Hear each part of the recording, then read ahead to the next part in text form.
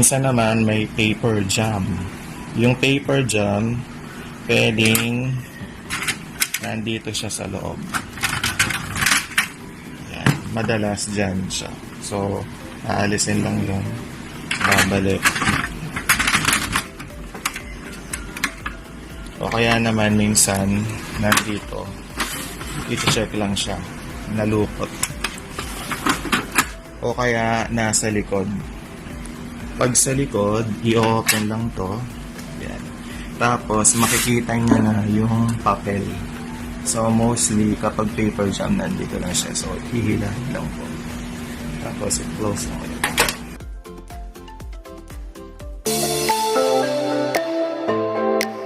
Minsan naman, makikita nyo yung lilitaw na clean green drum.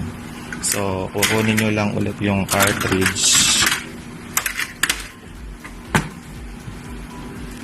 Tapos, aalisin lang muna tong ink.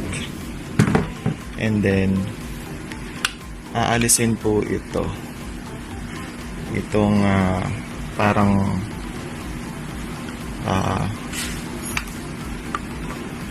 yan.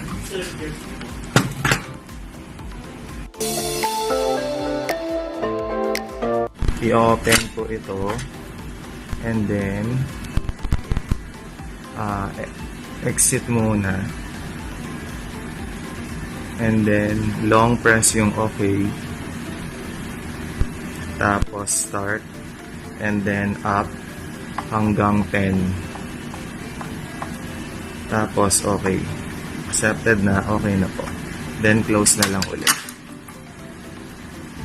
I-open po ito, and then exit muna, and then long press yung OK, tapos start, and then up hanggang 10,